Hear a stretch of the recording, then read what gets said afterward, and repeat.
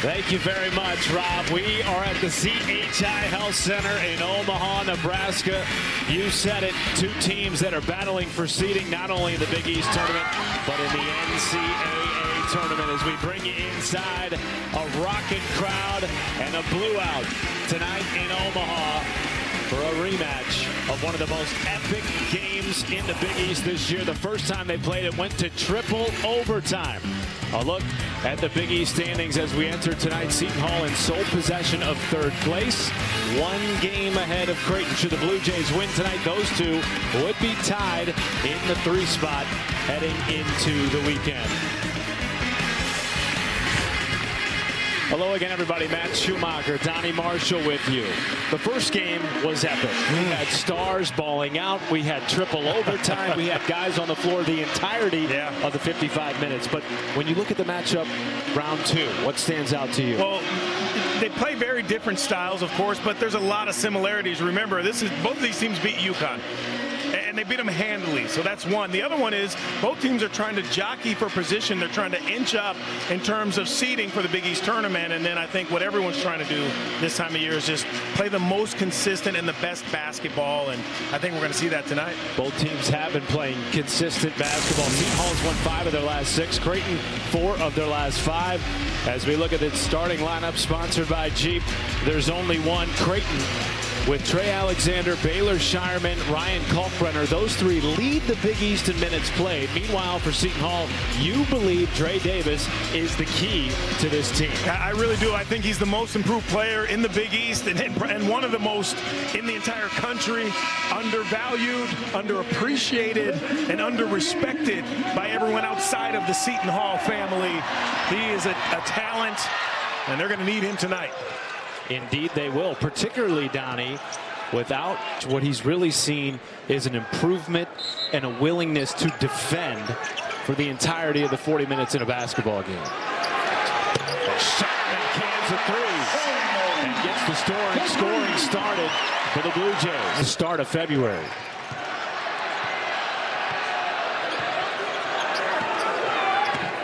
Alexander left open in the mid-range where he is an assassin. You might as well just move out of the way and let him walk down and just throw the ball off the back.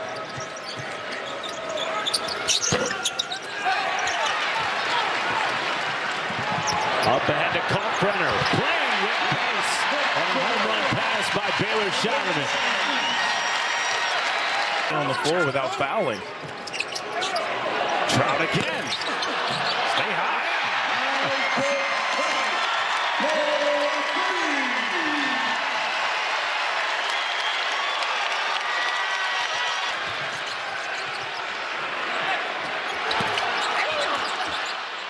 Green wrestles it away. Ashworth left open. That's a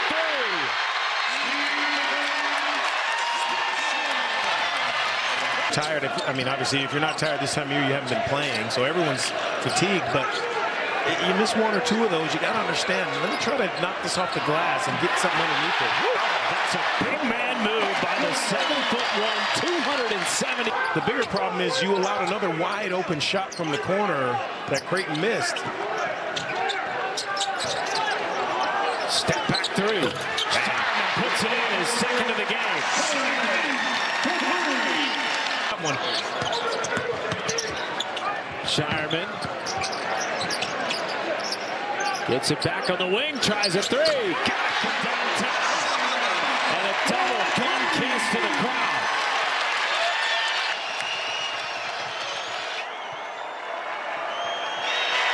Picked off by Alexander.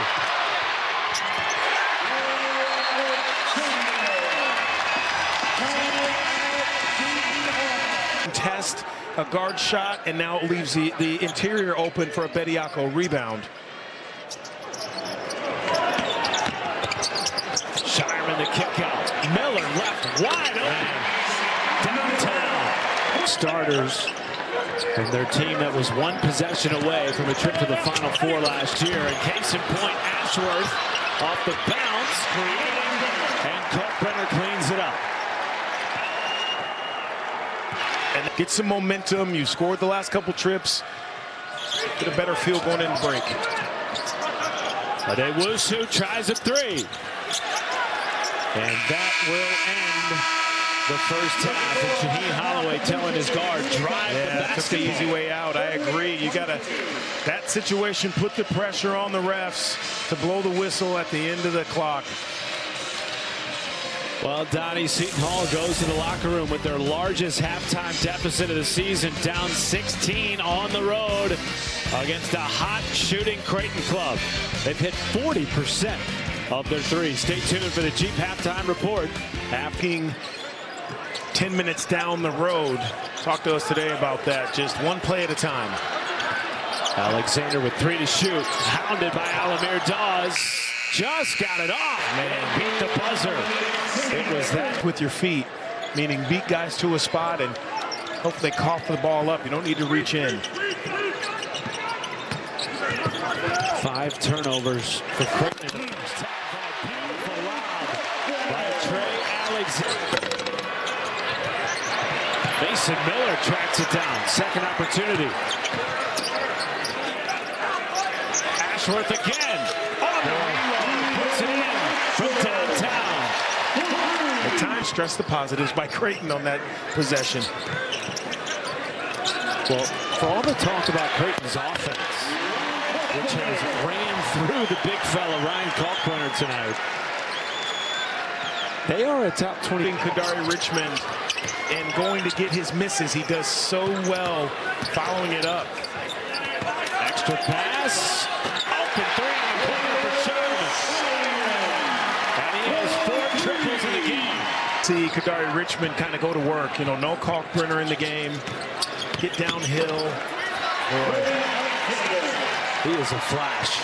It's a tough matchup for Sanders. It really is. It's a little bit.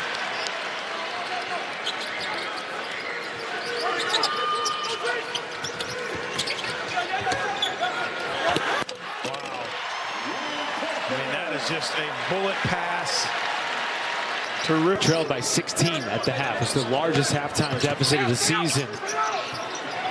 Trailing by 20 here with a little over 10 minutes to play. Alexander. Man, good is he in the mid-range, Donnie. You know, he does such a nice job. A lot of the shots you see and don't see in games. I mean, Greg McDermott. Alexander says, "The heck with that." Right, and Greg McDermott says, I don't like the mid-range shot. I like the 3. But how many times did you foul out in college? You remember? No, I wouldn't say a lot. Maybe one or 2 in 100 games. But now, beats the buzzer, blows a kiss to the bench. When you have veterans, you don't really have to continue to remind them. All right, let's finish the game off. You know they love playing the game. They know how to play the game the right way. Man. Sharman, though, just has that killer instinct. Similar to the game against UConn that they won. So the issue is you can't have 2 of your best 3-point shooters go 2 for 16. Just can't happen. Man. Greg McDermott and their success. Well, this is a big rebound after that loss you talked about to St. John's over the weekend at the Garden. Oh, yeah. On the touch, Ryan Kalkbrenner. A massive rematch. They have not played since the opening game of Big East play when Seton Hall handled business. Trout up to his old ways again. Lays it in, and Davis has had a great night. 16 points in spite of 4 fouls, along with 7 rebounds. He just keeps playing, you know, doesn't care what the score is. Touch pass to King, and Frederick King Jr. Saturday, and close the regular season at Villanova on March 9th. Final thoughts. Really impressive the way Creighton came out, started this game. They caught Seton Hall by surprise. And this is when you want to be playing at the highest level, and Creighton showed that they could do that tonight. Our final score, Creighton 85, Seton Hall 64. The Blue Jays have now won 5 of their last 6. Thanks for watching. We'll send it to the studio after the break with Rob Stone and LaValle Jordan. For our entire crew, Donnie Marshall, Matt Schumacher saying good night. Rob Seton, the coach, Laval Jordan, in studio with you right now. We're going to hear from Ryan Kalkbrenner in just a moment. And it was a blue-out knockout for number 12 Creighton tonight. The Blue Jays, they get their 21st win. They improved to 12-6 in Big East play. They leapfrog, actually, Seton Hall. Now they're all alone in third place in the conference standings, and Ryan Kalkbrenner's big fingerprints were all over this game. When's the last time, Rob, you were perfect on the night?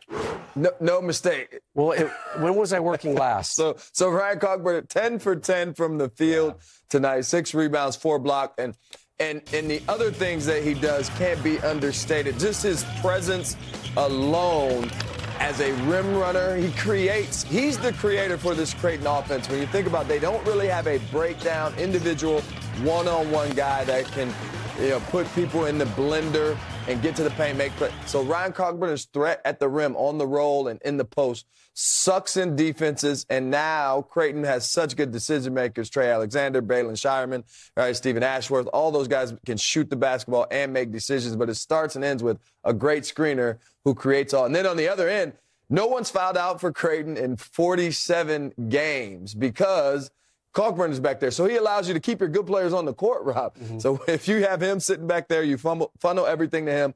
4 blocks, but a number of other contests and doing a good job playing verticality, which allows those guys to stay out of foul trouble. Your good players stay on the court. People talk about Creighton's lack of depth, but it doesn't come into play because they don't get in foul trouble because they have a piece like Ryan Kalkbrenner in the back. And we saw that the big man can run the floor as well. Second time in his career, he was a perfect 10 for 10 from the floor. And after the game, Donnie Marshall was able to look up. It's not often Donnie has to look up. Donnie had to look up to Ryan.